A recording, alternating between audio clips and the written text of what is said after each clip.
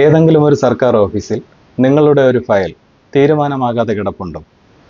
അതല്ല, ഏതെങ്കിലും ഒരു സർക്കാർ ഓഫീസിൽ നിന്നും നിങ്ങൾക്ക് എന്തെങ്കിലും ഒരു വിവരം കൃത്യമായി മനസ്സിലാക്കണം എന്നുണ്ടോ? എങ്കിൽ അതിന് വിവരാവകാശ നിയമം നിങ്ങളെ സഹായിക്കും. 2005 നിലവിൽ വന്ന ഈ നിയമത്തെക്കുറിച്ച് പലർക്കും അറിയാമെങ്കിലും എങ്ങനെയാണ് ഒരു വിവരാവകാശ അപേക്ഷ എഴുതുന്നത് എന്ന് പലർക്കും അറിയില്ല. ഇന്നത്തെ വീഡിയോയിൽ എങ്ങനെയാണ് വിവരാവകാശ അപേക്ഷ എഴുതുന്നത് എന്നാണ് നോക്കുന്നത്. വിവരാവകാശ നിയമപ്രകാരം നിങ്ങൾ ഏതെങ്കിലും ഒരു സർക്കാർ ഓഫീസിലേക്ക് അപേക്ഷ നൽകിയാൽ കൃത്യം 30 ദിവസത്തിനുള്ളിൽ നിങ്ങൾക്കുള്ള മറുപടി ലഭിക്കും. വിവരാവകാശ നിയമപ്രകാരമുള്ള അപേക്ഷ തയ്യാറാക്കുന്നതിലേക്ക് വേണ്ടി A4 സൈസ് പേപ്പർ എടുക്കുക. അതിൻ്റെ ഏറ്റവും മുകളിലായിട്ട് വിവരാവകാശ നിയമപ്രകാരമുള്ള അപേക്ഷ എന്ന് എഴുതിയതിന് ശേഷം അടിയിൽ വരയ്ക്കുക. അതിനുശേഷം ഇടതുവശത്ത് ഫ്രം എന്നെഴുതിയതിന് ശേഷം നിങ്ങളുടെ പേര്, അഡ്രസ്സ്, പിൻകോഡ്, ഫോൺ നമ്പർ എന്നിവ എഴുതുക. അതിനുശേഷം ടു എന്നെഴുതിയതിന് ശേഷം സ്റ്റേറ്റ് പബ്ലിക് ഇൻഫർമേഷൻ ഓഫീസർ എന്നെഴുതുക. ഏത് ഓഫീസിലേക്കാണോ നിങ്ങൾ വിവരാവകാശ നിയമപ്രകാരം അപേക്ഷ കൊടുക്കുന്നത് ആ ഓഫീസിൻ്റെ അഡ്രസ്സ് ഇവിടെ എഴുതുക. ഞാനിവിടെ താലൂക്ക് ഓഫീസ് ആണ് എഴുതിയിരിക്കുന്നത്. അതിന് താഴെ ആ ഓഫീസിൻ്റെ സ്ഥലം അതുകൂടി ഇവിടെ എഴുതുക. അപ്പോൾ വിവരാവകാശ നിയമപ്രകാരമുള്ള അപേക്ഷ സമർപ്പിക്കുന്നതിന് 10 രൂപയുടെ കോർട്ട് ഫീസ് സ്റ്റാമ്പ് നിർബന്ധമാണ്. അത് 10 രൂപയുടെ ഒറ്റ സ്റ്റാമ്പായി കിട്ടിയില്ലെങ്കിൽ 5 രൂപയുടെ 2 സ്റ്റാമ്പ് നിങ്ങൾക്ക് ഉപയോഗിക്കാം.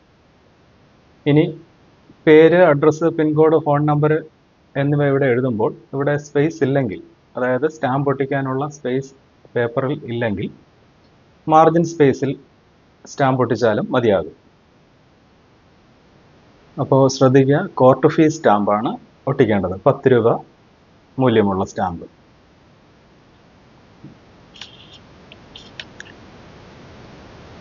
അതിനുശേഷം വിഷയം എന്നെഴുതിയതിന് ശേഷം വിവരാവകാശ നിയമം 2005 പ്രകാരം മറുപടി ലഭ്യമാക്കുന്നത് സംബന്ധിച്ച് എന്നെഴുതുക.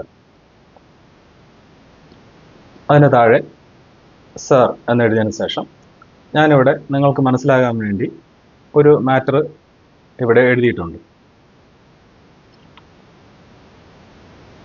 എൻ്റെ വസ്തുവിന് കരമടച്ച് കിട്ടാത്തതിനെ തുടർന്ന് അങ്ങയുടെ കാര്യാലയത്തിൽ അപേക്ഷ നൽകിയിരുന്നു. എന്നാൽ നാളിതുവരെ അറിയിപ്പുകളൊന്നും ലഭിക്കാത്ത സാഹചര്യത്തിൽ താഴെ പറയുന്ന ചോദ്യങ്ങൾക്കുള്ള മറുപടി നൽകണമെന്ന് അപേക്ഷിക്കുന്നു.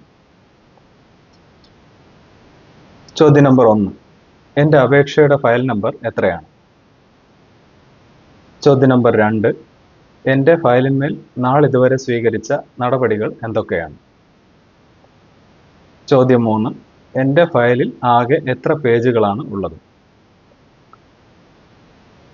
ഇത്രയും ചോദ്യങ്ങൾ നിങ്ങൾ എഴുതുകയാണെങ്കിൽ നിങ്ങൾക്ക് ഇതിൻ്റെ മറുപടി തിരികെ 30 ദിവസത്തിനുള്ളിൽ ലഭിക്കും. ഇനി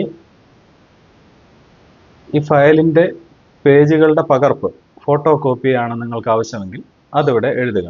എൻ്റെ ഫയലിൽ എത്ര പേജുകളാണുള്ളത്, ആ പേജിൻ്റെ പകർപ്പുകൾ കൂടി ലഭ്യമാക്കണമെന്ന് അപേക്ഷിക്കുന്നു എന്നുള്ളത് മാറ്ററിൽ ചേർക്കുക. ഫയലിൻ്റെ പേജുകളുടെ പകർപ്പുകളാണ് നിങ്ങൾ ആവശ്യപ്പെടുന്നതെങ്കിൽ അതിന് പ്രത്യേക ഫീസ് കൊടുക്കേണ്ടി വരും. അത് അപേക്ഷാ സമയത്ത് കൊടുക്കണ്ട. നിങ്ങൾക്ക് എത്ര രൂപയാണോ അടയ്ക്കേണ്ടത് എന്ന് പറഞ്ഞ് ആ ഓഫീസിൽ നിന്നും ഒരു കത്ത് വരും. അതിനുശേഷം അതിൽ പറയുന്ന എമൗണ്ട് അടച്ചാൽ മതി. എന്നാൽ ചോദ്യങ്ങൾ മാത്രമാണെങ്കിൽ അതിനുള്ള മറുപടി വരുമ്പോൾ പ്രത്യേക ഫീസൊന്നും കൊടുക്കേണ്ടതില്ല. അതിനുശേഷം താഴെയായി നിങ്ങളുടെ പേരും ഒപ്പും രേഖപ്പെടുത്തുക.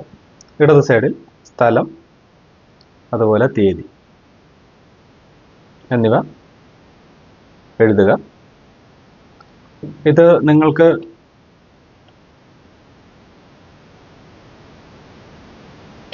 ഓഫീസിൽ നേരിട്ട് കൊടുത്ത് കൈപ്പറ്റി രസീത് വാങ്ങാവുന്നതാണ്.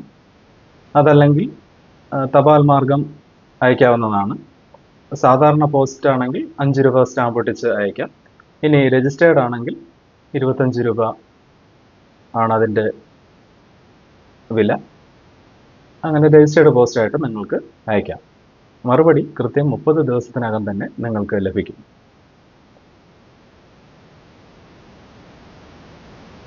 ഈ വീഡിയോയെക്കുറിച്ചുള്ള നിങ്ങളുടെ അഭിപ്രായങ്ങൾ ദയവായി കമൻറ്റ് ബോക്സിൽ എഴുതുക. എന്തെങ്കിലും സംശയം ഇതിനെക്കുറിച്ചുണ്ടെങ്കിലും നിങ്ങൾക്ക് കമൻറ്റ് ബോക്സിൽ എഴുതി ചോദിക്കാവുന്നതാണ്. ഈ വീഡിയോ ഇഷ്ടപ്പെട്ടാൽ ലൈക്ക് ചെയ്യാനും അതുപോലെ ചാനൽ സബ്സ്ക്രൈബ് ചെയ്യാനും മറക്കരുത്.